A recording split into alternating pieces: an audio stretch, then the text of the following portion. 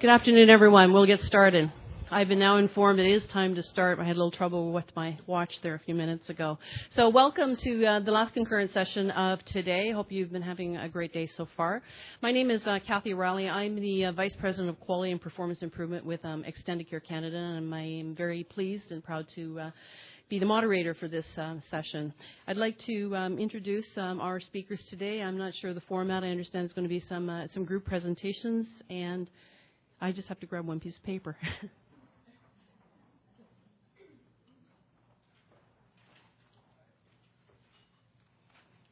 So our first presenter is Dr. Susan Bronskill. Dr. Bronskill joined ISIS as a scientist in June of 2002. Her cross appointments include assistant professor in the Department of Health Policy, Management and Evaluation of the University of Toronto, and associate scientist in the Clinical Epidemiology and Health Services Research Program at Sunnybrook Health Services here in Toronto. Dr. Bronskill received her doctorate in health policy from Harvard University, her Bachelor of Science in Economics, and her MSc in Health Administration from the University of Toronto. So welcome, Dr. Bronskill. I'm going to introduce them everyone first, if you don't mind. Amy Davigan is here with her team. Amy has worked in geriatrics for a number of years, and with her is the team from Baycrest. Amy is an advanced practice nurse and leader in the residential and aging program at Baycrest. Aisha Bandali, I'm hoping I get the names right, and if I mess them up, I apologize. She's an advanced practice nurse and nurse practitioner in the residential and aging program at Baycrest. Maria Papelin is a registered nurse in the long-term care home at Baycrest as well. And Parish Patel is a registered practical nurse in the long-term care home at Baycrest. So thank you for coming, and welcome to the team from Baycrest. Margaret Plezier, there she is a registered nurse with a specialty in geriatric nursing.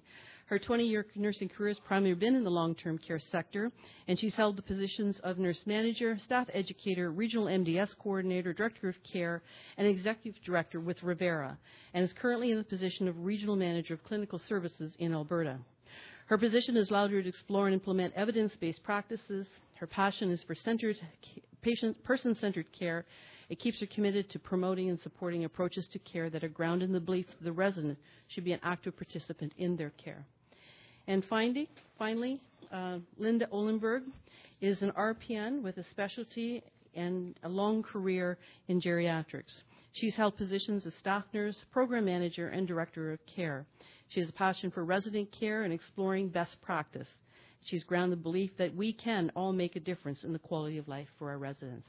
So welcome to all of our presenters, and I'll turn it over to Dr. Bronskill.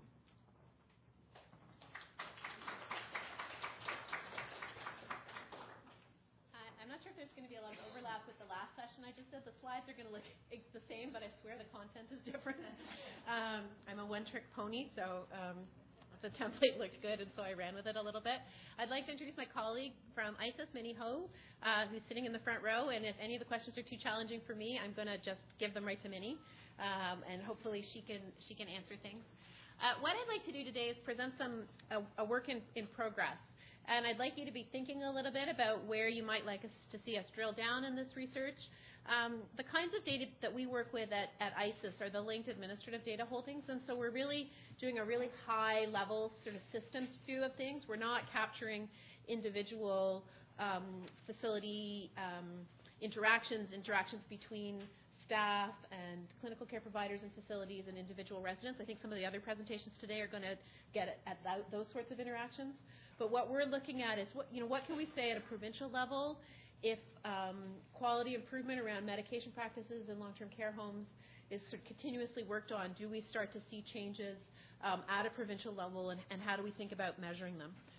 So this is work in progress with many who have introduced, as well as physicians Sudeep Gill, who's a geriatrician at Queen's, Nathan Herman, who's a geriatric psychiatrist at Sunnybrook Hospital here in Toronto, and Chaim Bell, who's an internist at St. Michael's Hospital. So I'd like to kind of review the findings from our research to date, talk a little bit about the motivation behind our work, and discuss plans for future work from a long-term care perspective. And I'm certainly hoping those of you in the audience who work in long-term care homes or work on the front lines can help inform what we're working on here. And specifically, I'd like to get some feedback related to when you see these studies that examine variations in drug therapy across long-term care facilities, what sort of factors are important to consider? And can this type of research inform interventions and quality improvement planning? Yes or no, and if so, how? If you're not familiar with ICES, the Institute for Clinical Evaluative Sciences is an independent, nonprofit organization. We have core funding from the Ontario Ministry of Health and Long-Term Care, but our research findings are arm's length from anything that the ministry asks us to work on. As well, ICES scientists compete for their own peer-reviewed grant funds. And our research is intended to support health policy development and guide changes in organization and delivery in the health system. We've got population-based health information on roughly 13 million of the 33 million Canadians, and we have this through the linked data resource that we've got. So other places have the linked data as well. We've got a particularly strong infrastructure around ours, so the ministry has their own copies of this data. And at ICES, we've linked the administrative data holdings, so the hospital records, the physician claims, the drug claims, increasingly with population surveys where possible, as well as for specific project primary data is collected. So people often go and do a chart review in a long-term care facility or in a hospital and bring that data back into ICES to link, to give a deeper perspective of what's going on with patients. We're a prescribed entity under provincial privacy legislation, which means we're allowed to hold the individual level data under strict privacy regulations. So even though we follow individuals through the system, I am never able to drill down and look at my mother in the data set, for example. We've got very strict privacy environment at ICES. And so we're able to follow patient populations through their health system diagnosis, treatment, and to evaluate their outcomes. So as most of you will know, benzodiazepines are a class of psychoactive medications with well-documented sedative effects. They're commonly prescribed in the long-term care setting for anxiety and sleep disorders. However, they've been shown to be associated with risk of falls, fall-related injuries, patient confusion and dependence in older populations. And so as we look to thinking about how to improve prescribing around benzodiazepines in the long-term care setting, it's important to measure and report on those patterns so we can get a sense of what we're looking at. So you'll all be familiar with research studies. This is one on variations in antipsychotic use across nursing homes that our group had been involved with. The province of Saskatchewan, there have been several initiatives to look at drugs management in long-term care and health quality. Ontario, even though I think this issue of quality monitor didn't have as many drug indicators as in previous years, facility-level rates of medication use are often publicly reported, either in research publications or in publications intended for larger audiences. And so we wanted to take a look at benzodiazepine use in Ontario long-term care homes, and we really wanted to focus on three different aspects of this of prescribing. We wanted to just document the rates of people who were newly admitted to long-term care. So the newly admitted piece is really important because if we're thinking about rates being published or reported at a facility level, you want to try and capture things that the facility might have control over. And so if someone had been there for a long period of time, it's not as clear when a benzodiazepine might have been started, as opposed to someone who's been newly admitted to a facility and then following their medication pathway forward. We wanted to start to try and look at what types of resident, physician, and facility characteristics we could associate with these rates of use. And then rather than just saying benzodiazepine prescribing and leaving it as a blanket rate, we wanted to look at, there's been some research done on different measures of benzodiazepine prescribing, so high doses, long standing prescriptions, those sorts of things. And so we started to explore those in the data set a little bit as well. I'll explain to you in words what we did, but I've also got a couple of pictures for you, those of you who prefer to see your research visually. So what we constructed from the ICES-linked holdings is a cohort of approximately 57,000 older adults, aged 66 years and older. You might wonder why we picked 66 years, and that's because we can look back 1 year in the ODB drug claims for medication use. So we often do that so we can get a medication history for individuals that we're looking at. And we wanted them to be newly admitted to Ontario long-term care homes. And in the time period that we picked, this meant 622 Ontario long-term care homes. The benzodiazepines were prescribed by 2,000 some odd physicians, primarily primary care physicians, as you'll see. And in an attempt to we excluded residents with a diagnosis of alcoholism or those who'd been in palliative care in the previous 2 years because those might be places where it might be appropriate or contraindicated for people to be receiving benzodiazepines, and we wanted to try and have a cleaner cohort. So we used, for this project, we used the long-term care waitlist data to identify a cohort of people who were newly placed in long-term care. Partly because when we started this project, the RAI information MDS hadn't been rolled out province-wide. And so we needed to look for a different source to identify people going into long-term care. And we linked that data to emergency department use, physician service use, drug therapies, other inpatient settings, as well as some information we have at ISIS on physician characteristics and some limited information on facility characteristics. And again, this is something that we're building on. We've got the base building blocks in place now, and we're looking to kind of refine our model. So we looked backward from placement to identify previous use of benzodiazepines, because I think that's really important if you're looking at whether or not people are on them once they enter a long-term care facility. As well, we looked to document past health system use and diagnoses. And we'll show you a little bit of that here, but there's more detail available if people are interested. And then we also looked forward from placement date. And in this particular study, we really only wanted to follow people for 180 days because we thought that once people, and we also censored for death, obviously if someone died, if they had an emergency department visit, if they had an inpatient admission, or if they had a facility transfer, because we really wanted to look at the prescribing patterns that the facility had control over, as opposed to prescribing that was maybe happening in some of these other settings. And then again, I've already said we wanted to look at characterizing the use, and specifically we used some work that had been done in Saskatchewan to classify the scripts as high dose of long duration, so for greater than 30 days. And they had done some research on a definition of chronic use, which involved looking at least 3 scripts in the course of a year and a minimum of 100 pills across those 3 prescriptions. So visually, we looked at the center is an older adult newly placed in long-term care. Don't let John Hurdy see that I've put some X's through the RAI data sets because we didn't use them in this particular research project. But we used CPRO to identify people, and then we added on all of this other information. If you like to look at things in terms of a timeline, the middle arrow is our long-term care placement, and we looked back 1 to 2 years, depending on the characteristics that we were looking for, and then we followed people forward. So the statistics that I present today are people who received a benzodiazepine within 180 days of placement. There are challenges with using administrative data, and I'll say this up front to keep any questions or complaints to a minimum at the end.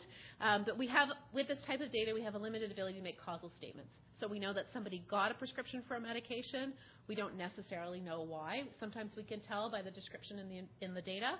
The timeliness of administrative data often takes a year or 2 for data to reach us at ISIS. And so often we're reporting on past events as opposed to kind of current practice patterns. And it's quite a challenge to think about who is accountable for an individual resident or patient at different points in the system. And we've tried to deal with this in our study design by really looking at people who are newly admitted, but people, of course, have a health history. And so I think it's important to try and capture some of that information. But I do think that our ability to look at things over time and across facilities, and now as the RAI data are more readily available to researchers, I think sort of incorporating some of that rich functional and behavioral information in some of our studies is really important.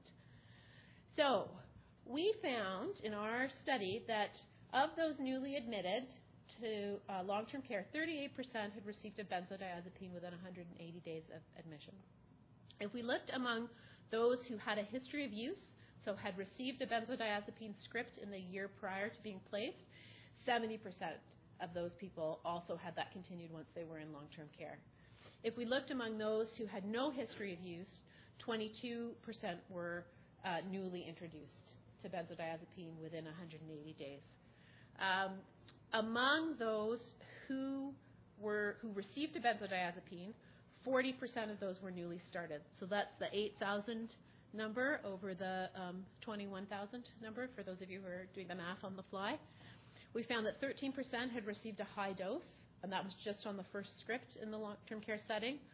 4.1% had received a prescription of long duration, and close to 50% met a definition of chronic use over the year. So again, that was at least 3 prescriptions, totaling for 100 pills or more. This is a funnel plot. I'm not sure if you've seen these before, so I'll walk you through it quickly. Each dot on this graph is a long-term care facility. The x-axis, so the horizontal axis, is the number of individuals that are in our cohort. So not all people in the facility, but those people that we identified in the time periods we were looking at in our data per facility. So the larger facilities are to the right, the smaller facilities are to the left. And in general, due to statistical reasons, we don't sort of look at this portion of the graph because rates could be highly variable if it's just a couple of people. And then I've further subdivided this graph according to that. Had you had a benzodiazepine prior to long-term care entry versus not? So this is the graph of people who had no history of benzodiazepine use. And you can see when we start to get to statistically stable areas, there's quite a bit of variation across long-term care homes, right? So you're going from 10%, up to 50% of people newly admitted getting a benzodiazepine prescription. The graph shifts considerably if we look at those who have a history of use, right? So this is that 70% number, right? So these are basically probably benzodiazepine prescriptions that are being continued once people come to the long-term care setting. But I think it's important to look at these two groups separately. And again, you can see quite a bit of variation, 50% up to 90% across homes. And I'll be very careful in my remarks. We don't know anything about the appropriateness of this, although in health services research, sometimes when there's significant variation, it's not clear that there are always patient factors at a facility level that are explaining that, but that's sort of the next step of the research. So if we looked at, so another way of thinking about this, and I think we've already presented the statistic, is the column here is did you have it in the prior year, and the rows here, did you have it in the prior year? The columns are whether or not you had it in follow-up. So among people who didn't have a benzodiazepine prior to admission, 22% got one upon being admitted. If we start to look at the characteristics of people who were prescribed a benzodiazepine, we've looked at it in 4 groups. And the way the legend works here means that you had no benzodiazepine after placement and no history of having a benzodiazepine. So it's sort of the 4 cells of that chart that I showed you before. And really, when you look across patient characteristics, there really aren't that many obvious differences across the groups. You can see that those who have a history of benzodiazepine use, who get a benzodiazepine when they enter long-term care and have a history of use, are a bit less likely to be male than the other 3 settings.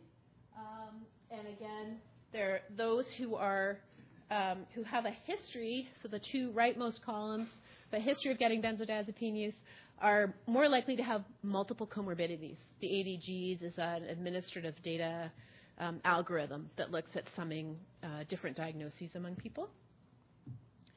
If we look at the fairly simple family physician or physician characteristics, the physicians prescribing these medications, we've just got the 2 groups here because we're going to add information on who's prescribing to the people who don't get benzodiazepines, but there's a bit of an issue in terms of which medication we pick to be looking for in those people.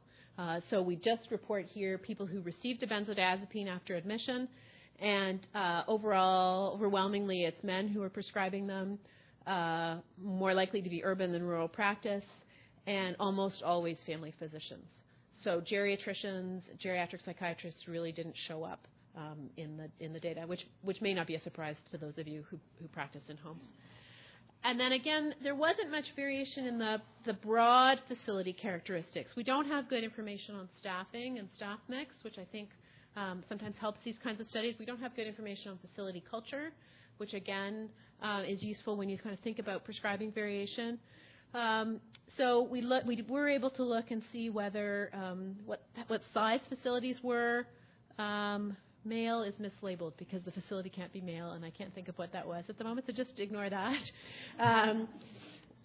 Facilities weren't more likely to. So there's a slight. I've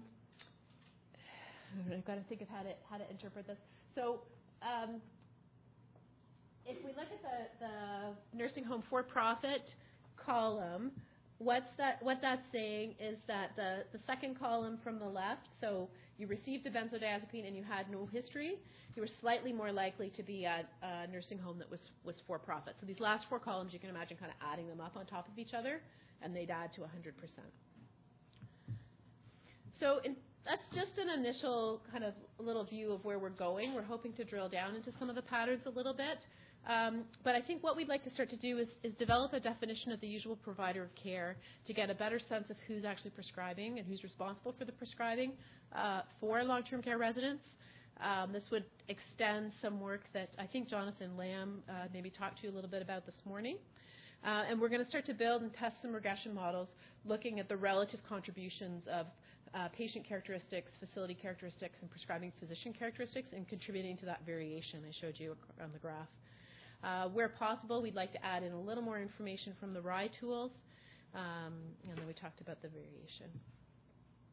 So when we come back to the discussion, and I think questions are to be held till the end of the session, I'd like to talk a little bit about the fact I think this presents a complex picture of benzodiazepine prescribing in long-term care homes, because I think rates of use were high across facilities and was often associated with chronic use.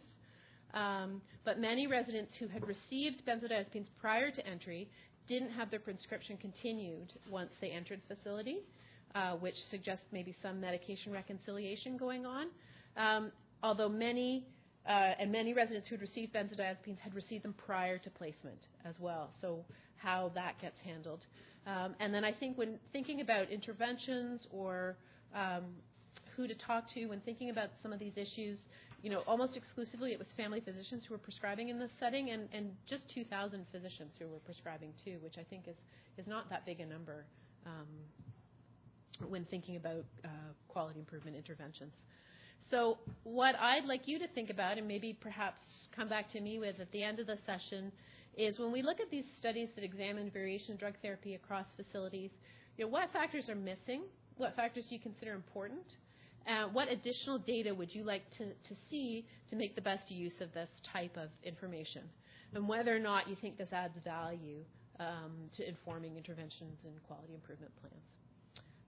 I'd like to thank Feng-Young Wu at ISIS, who did a lot of the analytical work on this study. And this comes from a CIHR grant we've got looking at medication use in long-term care more broadly. Thank you.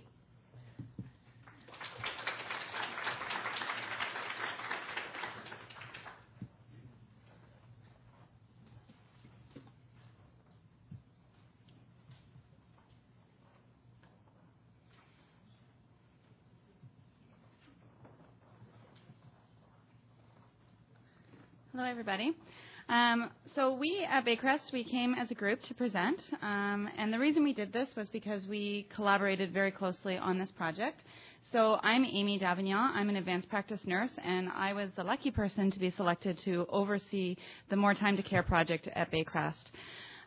So along with me, as Kathy had introduced us, is Mary Faye Appelane, and she was leading the project More Time to Care for her long-term care unit, along with Paresh Patel. And then Aisha Bendali is a colleague of mine, advanced practice nurse, who supported them specifically in the project. So I just wanted to give you the context of Baycrest. So we are a 472-bed long-term care home. And we hope with that benzodiazepine thing that wasn't us on the right? We're like, I wonder if that was Baycrest. But anyways, so we have 6 floors. So our first floor or our second floor is physical support only. We have 3 floors that consist of cognitive support. We have a stroke and cognition floor, and we have a unit that has mental health and a behavioral support unit. So I wanted to give the context because I know we're not-for-profit, and I just wanted to just kind of put our staffing complement out there so that when we're looking at kind of workload and stuff, it will make sense. So our staffing complement in the nursing home is for 20, this is an approximate on most of the units, is 20 residents. There would be 1 RPN or 1 RN, depending on, you need 1 RN per floor at times. So 1 RPN, 4 PSWs on days, and then on evenings we go to 1 RPN or RN and 2 PSWs, and then on nights you'd have a nurse for 78 clients or residents, and 1 PSW per 28 residents on each side. So Just wanted to give you that overall context of our life at Baycrest. So we've come to share with you our quality improvement project. We were able to improve medication safety by focusing on number of interruptions occurring during a medication administration pass. So cognitive workflow shows that interruptions were frequently associated with shifts in attention. The aviation evidence also suggests that interruptions can cause medication errors. So in December 2010, Baycrest received funding from the Ministry of Health and Long-Term Care to partake in a project called More Time to Care. So there was three groups of nurses across Baycrest, and this group was one.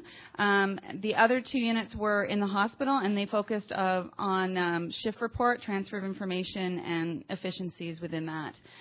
So this group in long-term care focused on the medication administration times.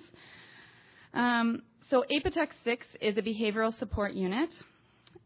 Successful applicants applied to be part of the project, and then at that point in time, they were given a one-day workshop where they were given tools such as quality improvement methodologies, literature review skills, project planning, implementation, and evaluation competencies. So the idea with More Time to Care is that it's not advanced practice nurses and it's not managers that need to go into the setting and look at what the inefficiencies are. It's that we replace nurses and they go in, they look at the inefficiencies and the waste, and they come up with solutions that work in their environment.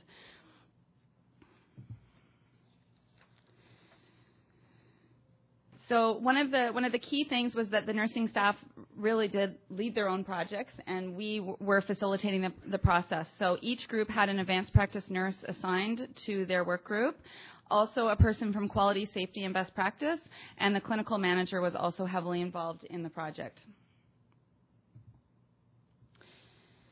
So the first thing that the nurses were to do was to do time and motion studies.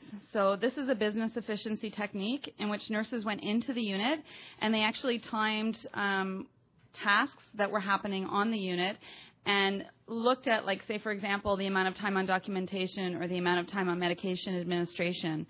They then look at the motion, so what is happening within that time frame, and also looked at things like redundancies, waste, and also value-added things. So there are a lot of value-added tasks we do as nurses and interdisciplinary team, but we need to focus on where we see waste and what we can do about it. They then narrowed in on what was their main issue that they wanted to look at, and they did a literature review. They were able to set project goals and objectives, which we're going to review all of this. Pre-survey, so they surveyed the nurses that worked on the unit. Then each group implemented their interventions, and we had the capability, because they were replaced for a 3-month period, 1 to 2 times per week, to do a post-evaluation at the time of the project and then 6 months later. And then each group also put in sustainability plans. So now I'll hand it over to Mary Fay.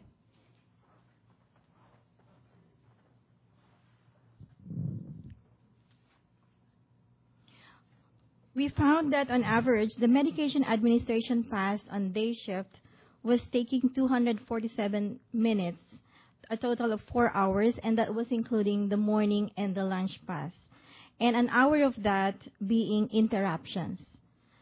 We may want to remember that the nurse only works 7.5 hours and has other responsibilities such as supervisor for PSW, monitoring health status of 28 clients, administering other treatments, communication with families and internal providers.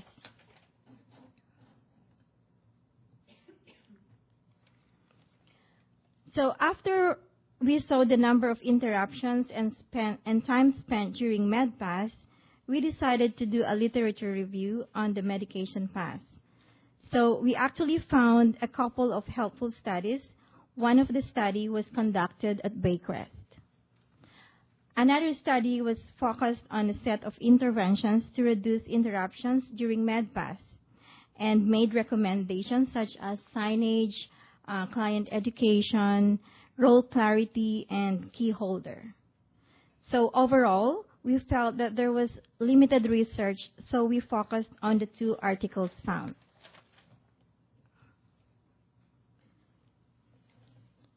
Our project focus was reducing interruptions during the med pass so that we as nurses had more time to spend with our residents. Our project objectives are, I'll give you a moment to read them or to look at the slide about our project objectives.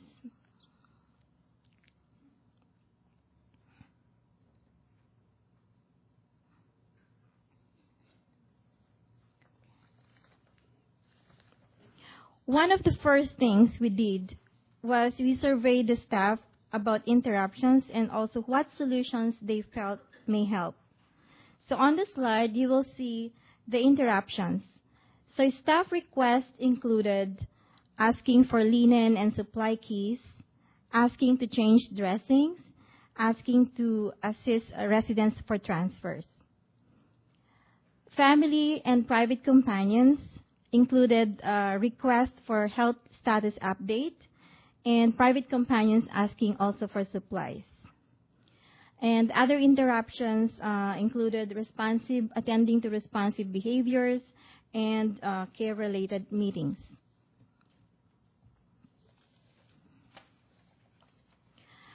Here are some of the recommendations from the nursing staff.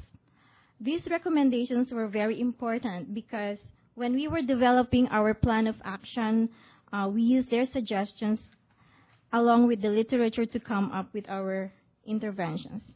Now I'm turning you over to Parrish to discuss on the strategies when we implemented the project.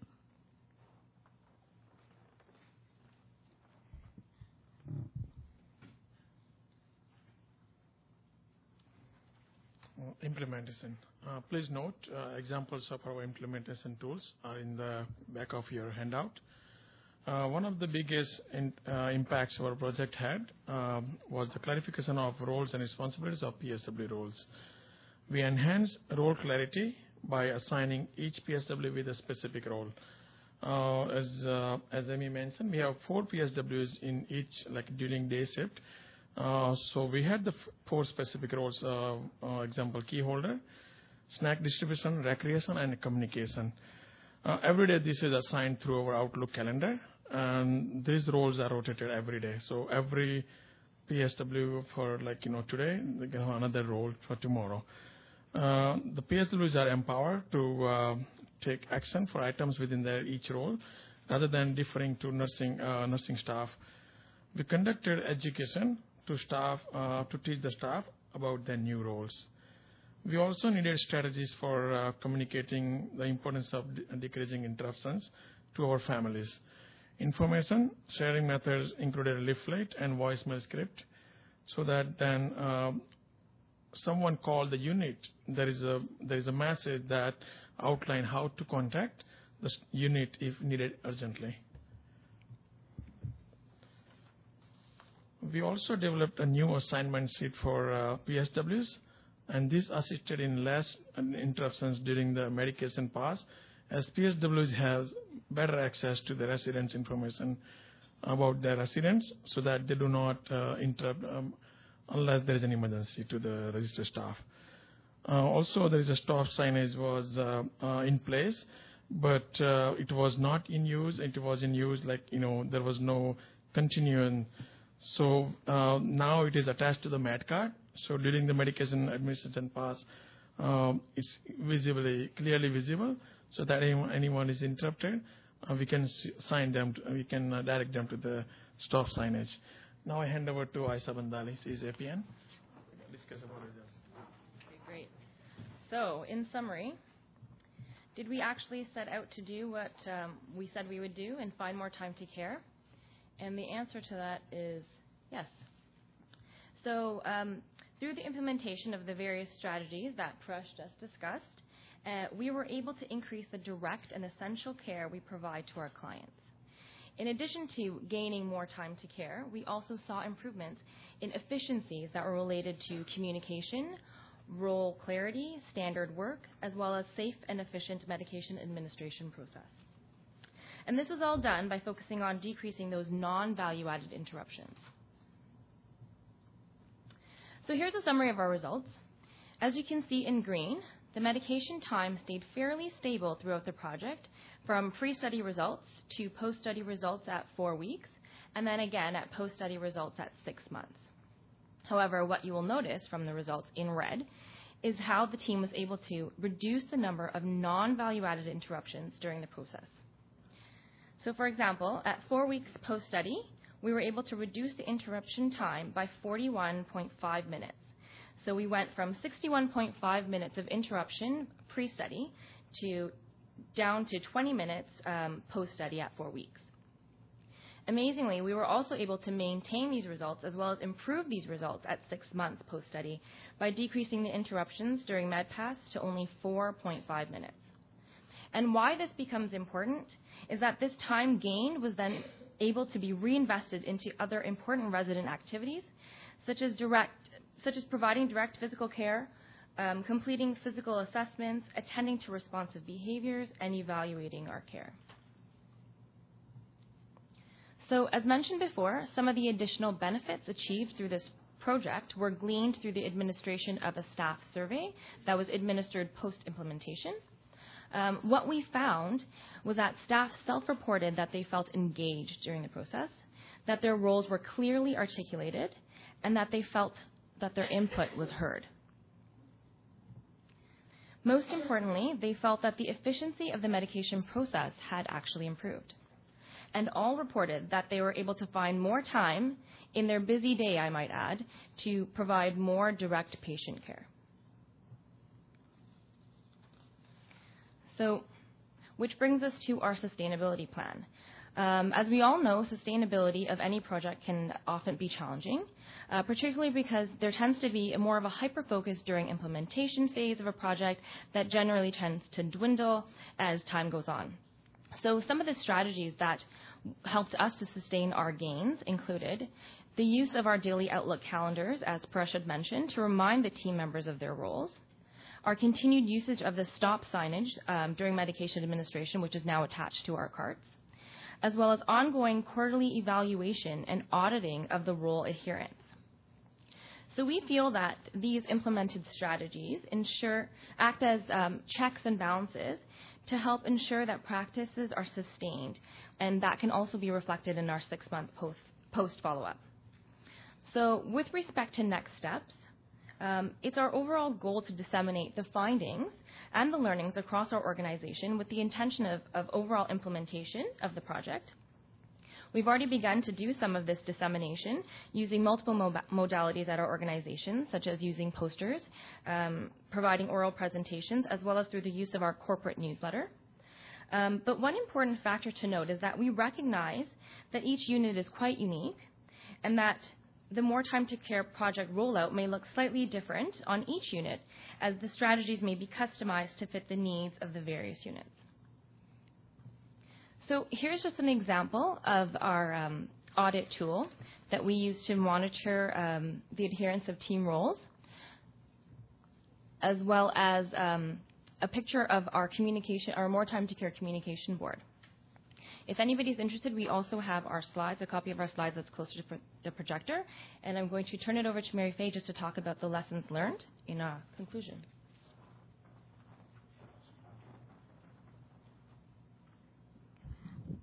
From this project, we have learned the benefits of engaging the staff.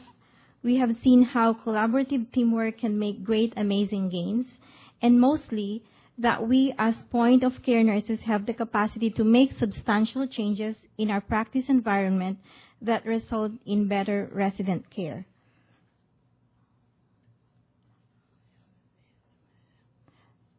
Here are our references. And we would like to acknowledge our Apotex 6 floor staff and also our executives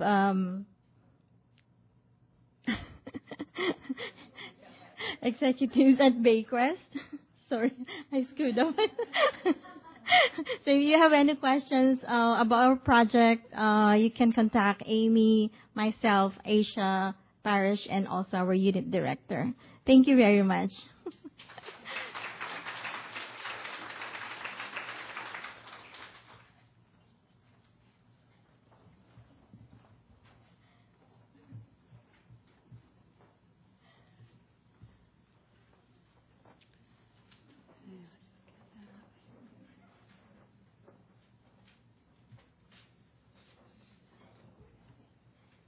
Okay. How are they moving this? Sorry. We've got to figure out how to work this.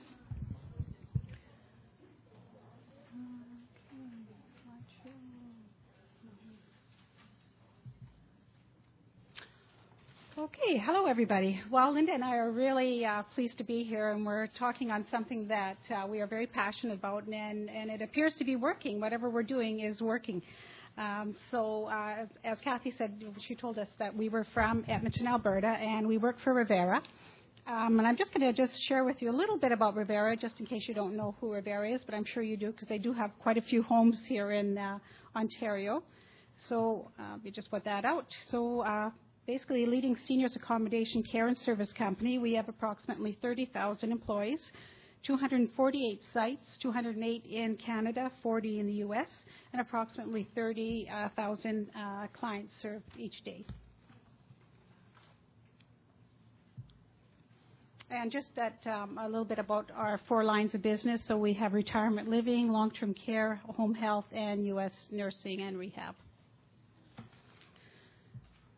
So we're going to talk a little bit about the purpose, our history.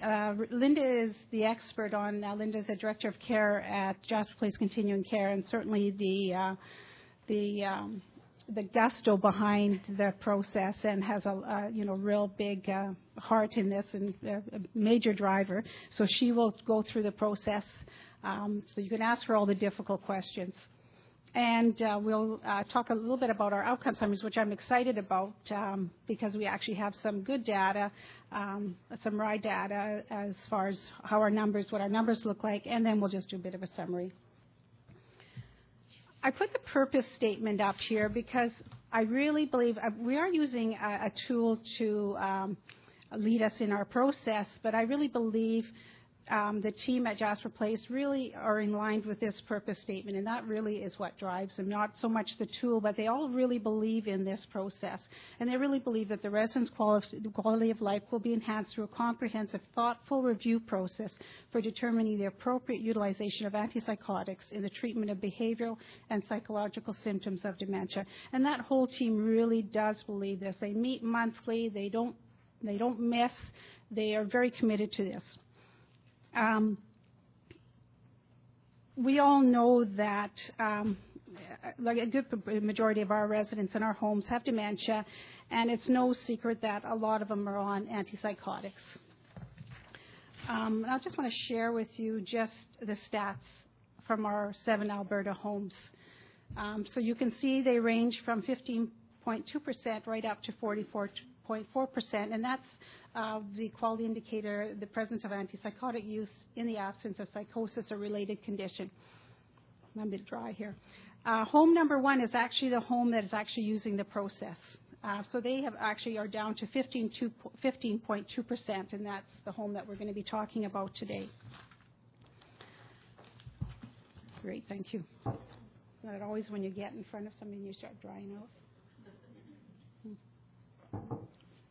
We have such a big group. There's such an interest. I wasn't sure if people would be interested in this, but obviously it's a passion for a lot of people.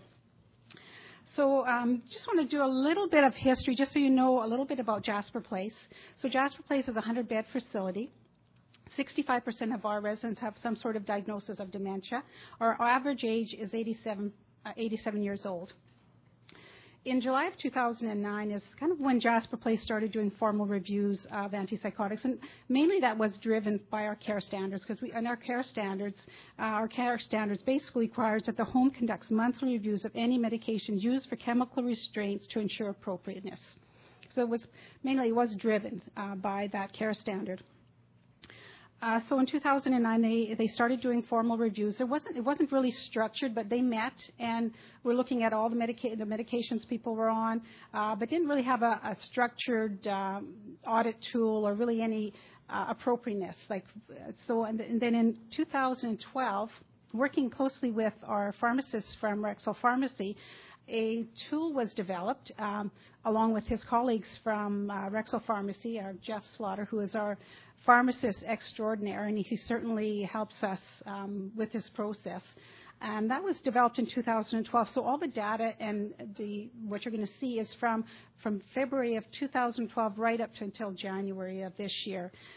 So going from here, I'm going to let Linda take it now on to the actual process, the review process. Good afternoon, everyone. So it is my pleasure to talk to you a little bit today just about what the review process is at Jasper Place when we are looking at antipsychotic medications. So, oops, can I go back one? This one?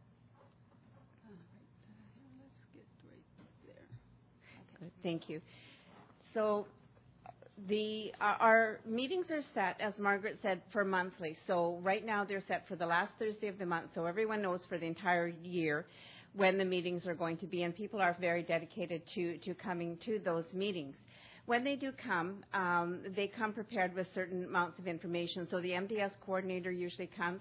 She brings her depression rating scales, the aggressive behavior scales, and the index of social engagement, because those are the three factors that we look at from RAI MDS data. We also bring the point of care behavior summaries. That is what the healthcare aides will have collected over the month and documented on a shift-by-shift basis. If there is a need for a responsive behavior tracking tool over and above the point of care information, that would also come to the meeting. Our current therapeutic recreation activities summary is brought by our recreation therapist, and that would be looking at the resident involvement in activities and groups and one-to-one activities as well as life histories. Our occupational therapist brings information on things like cognitive changes, falls risks, changes in participation in therapy programs and rehab programs. We also bring the medical record. So we've got the chart to review, we've got progress notes, we've got physician order sheets, any pain assessments that have been done, and also, like we said before, the point of care documentation, and then also frontline observations, so observations of the care staff. Oops, I'm going backwards. Oops.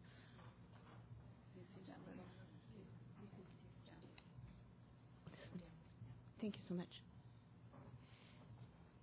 So this is the point of care page that the healthcare aides would be looking at. So, and these are the choices that they have to choose from when they're doing their documentation on a shift-by-shift. So crying, verbalization, repeated movements, yelling and screaming, kicking, hitting, and you can read the rest. If there's pinching, scratching, spitting, biting, if the behavior is indeed just wandering or abusive language or resistance to care. So that they would, this is when we look at their POC documentation, this is what we would be seeing so that we can tell what the behaviors have been. The second part is having a look at that information and actually having a discussion. So our discussion is the resident generally improved or worsened? Has there been an overall decline in the health status? We want to look carefully at what are those current behaviors. So if we have a month's worth of documentation that the behavior is wandering, it would give us a fairly good idea that our antipsychotic medication is probably not going to be effective for that behavior.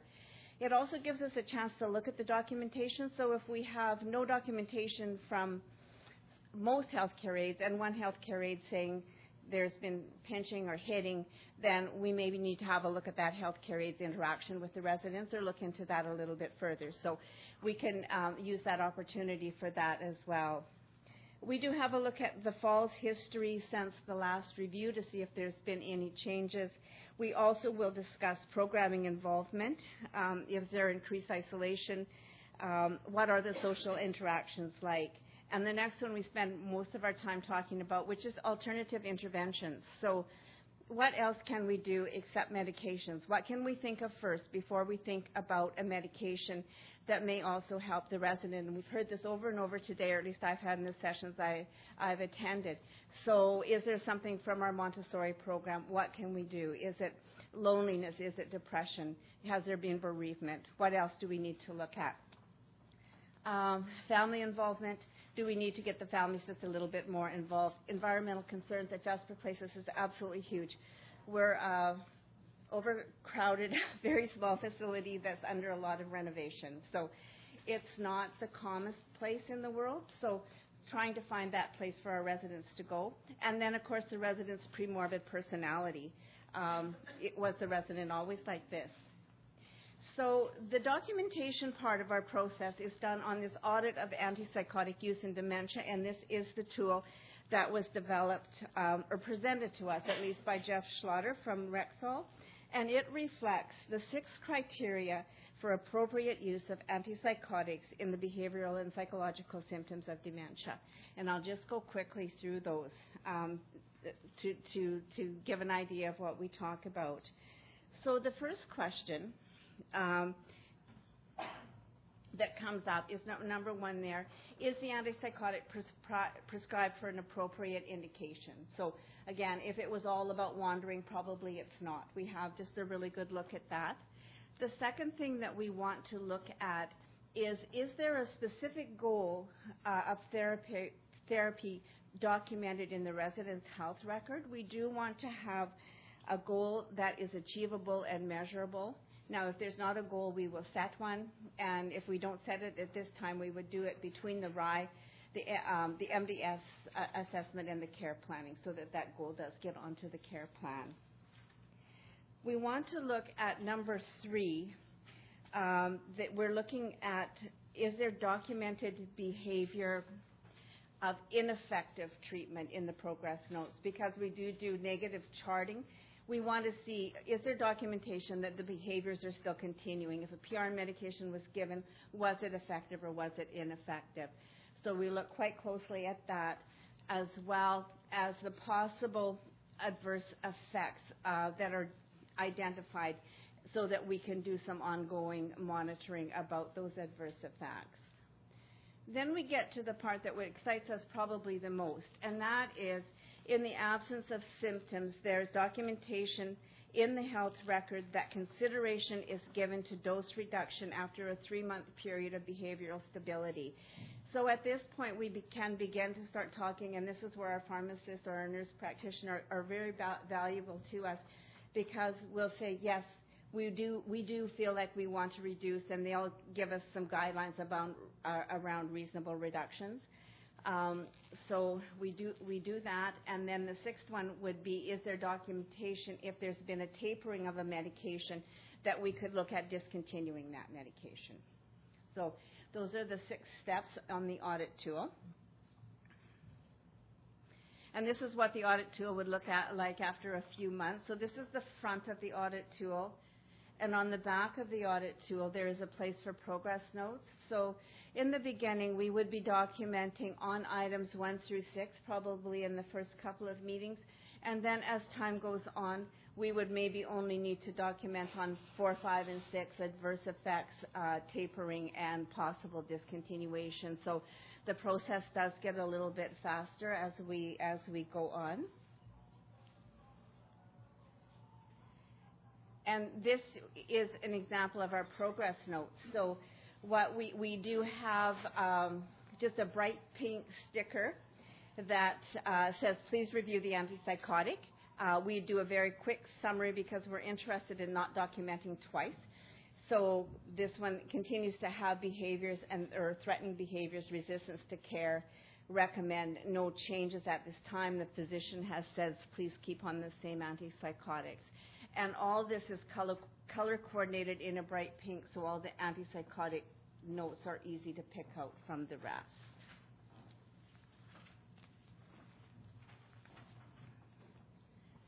And I'll turn back to Margaret now for some outcomes. So this is the good news. This was what really excited me, is when we actually saw this, because this is really only at one home right now, and based on this year of collecting all this data and looking at it, the other homes are now very excited because they actually see this is working. So we're just going to go through, this is our antipsychotic utilization review summary. So when you're looking at from February we had 30 residents. So the pink is the number of residents on antipsychotics, the red, the number of dose reductions, yellow, discontinued medications, and the number of other changes. So when you look in February, we actually had 30 residents on antipsychotics, and these are residents that don't have a diagnosis. So if we had a resident that was schizophrenia or psychosis, they're not in this mix. And you can look that we were from, in February of 2012, we had 30 residents, all the way down to January now at 18 residents. And looking at the reductions, and I won't go through all just for the interest of time, but so I've got 5 minutes, so you can see there's that continued decline. Our next slide is the percentage of antipsychotic use in the absence of psychosis or related conditions. So from January, these are our quarters. From January, March, first quarter, we had 26.8%. And then from April to June, we went down to 23.9. From July to September, 21.6. And October to December to 15.2. And I just heard from our pharmacist that Jasper Place is now at 12%. So they've really done a really good job of reducing all the way down. Another interesting is our outcome summary. When you're looking at that, is that and this is the quarter of July to October and October to January, that we had 18 residents trigger the indicator. It's indicator 21 with the percentage of residents without diagnosis of psychosis. 8 of those residents that had medication changes resulted in positive outcome scores. So you can look at their DSR scores, DRS scores decreased, index of social engagement went up, and the ABS went down. So you can see that they're also following that too, looking at we've changed the medication, what else is happening. So I think this is really valuable too. And I've got some of this stuff here if people want to ask, just for the interest of time to keep going. And I know this shouldn't be a driving factor, but it is also very interesting when you look at the costs. And that kind of takes into account, because some of the, when you're looking, there was dose reductions as well. So not everybody was discontinued from medication, and some will never be able to be discontinued. But the dose reductions, and you can actually see that as well in the cost of the medications, how we've dropped from a high of, well, that was almost $1,000 there in May to January, just over $400.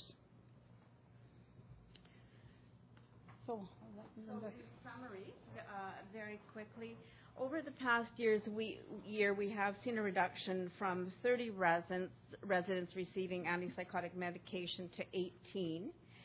I think one of the most important thing is that the tool has given us a thoughtful, formalized approach for looking at the medications, whereas before we were looking at them, we were talking about them, but we really weren't making any progress in terms of reducing them. So this has given us a little bit of power in the thought process that we can do that, and it certainly has increased the awareness to the frontline staff about that there are other methods other than medications, and that medications do have side effects. And I believe also we're getting away from that mindset as nurses that we have to fix. You know, when there's a behavior, you have to fix it. And you know, I mean, we're not there yet. We still have on the weekend, you know, a call to the doctor. We've got a behavior, you know, and so we still have ways to go as far as not always trying to medicate the behavior out, but there's something, you know, look at something else. So. All of our staff now in our Alberta homes have our PISAs trained, so definitely we're using the PISAs framework more to work through. All the homes have resident focus groups, and in those groups, that's a part of that group is to discuss responsive behaviors. We are using our person-centered framework, looking at the person rather than the responsive behavior. And from the work that Jasper Place has done, the other homes are certainly getting on board now and really looking at this because, you know, again, looking at what they've done and the reduction of the numbers, really excited to put this right across to our other homes. Oops. No, we don't want to do that. We don't want to end the show yet. Okay. So I just wanted to just also say that Rivera is going through culture change right now, and really done a lot of education on person-centered care, and really looking at, and that has helped us as far as the antipsychotic reduction, as well as looking at the resident, the client at the center, looking at lived experiences, informed choices, definitely looking at their personalities, and really using that to enhance the quality of life for our residents. We put our contact information up. Certainly, Rexall Pharmacy is willing to share. We're all willing to share that tool if that's a tool that you'd be interested in. Give us a call, and thank you.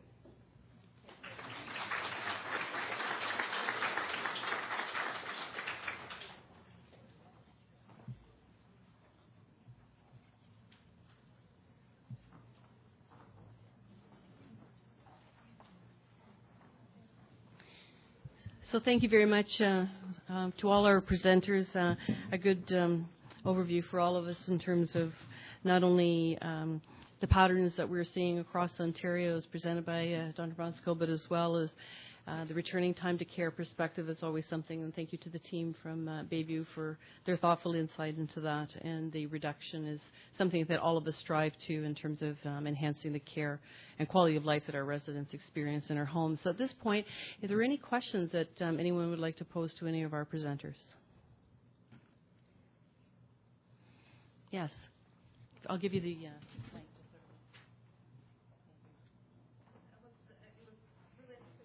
Presentation to see if you have age groups, like the oldest of the old, you can separate them, because we see that different trends when you have a younger, older adult versus really a 90-year-old. And the other question I had is that have you had a thought about looking at mortality? So we know that benzos can have an impact in mortality.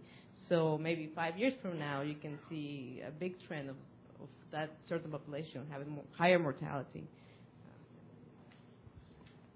I think I need to use the microphone so that the session can be recorded. Yes, age groups. Where we're going with what we've done is to consider all of the factors in a model. So what's more predictive: older age, younger age, male, female, behaviors, other characteristics of the patient. And so we can certainly stratify and look at different important subgroups. I think younger men in long-term care homes are often more likely to be receiving more medications than very old women.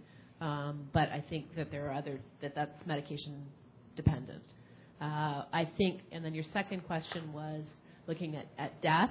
I think in the kinds of data that we have, so data that are not collected for research purposes, that are not randomized controlled trial type data, getting to that causal inference of a medication causing death, the effect has to be really profound and really noticeable to be able to find those things in administrative data. I do think one of my colleagues around antipsychotics several years ago had done some very interesting work looking at the association between antipsychotics and death. It's certainly something that we could look at, but as to definitively attribute it to a benzodiazepine, given how complex residents of nursing homes are, is a bit of a challenge. Yeah. Yes. This is to you too. Yeah, you stand here, Susan.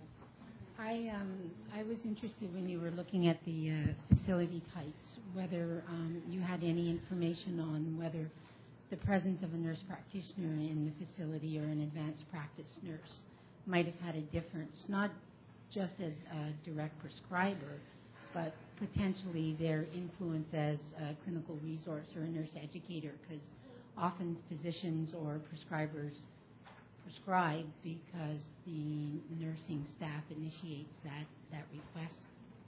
I think that's a really important area, and that's one area where we're quite limited with administrative data. It's not necessarily collected at a province-wide level. I know in Canada, the federal government had a survey that had some limited staffing information in it, but several years ago when we asked, they weren't interested in letting us link it to our data resource. I think in the literature, looking at factors that lead to variations across facility, I think the facility culture and the staff mix are often very important considerations. But I think that that's something where we need to go out and actually collect some data ourselves on that front. Yeah.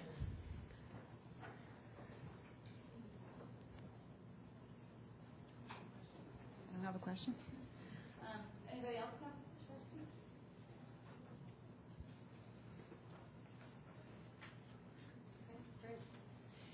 We'll ask the participants, the panel, to stay around. If there's anybody who would like to pose an individual question, you're more than welcome to approach them in that regard. That would be great. And just to close up our concurrent sessions for today, just to remind you that we are reconvening down in the concert hall at 4:30 for the closing plenary, and that's the report from the Auditor General on long-term care replacement process audits. So that might be of interest to some of you, as well as invite all of you to the Innovators Den, which starts at 6 o'clock this evening, and there actually is a reception prior to that. So hope you enjoyed the day and the rest of your evening, and thank you very much for attending this session.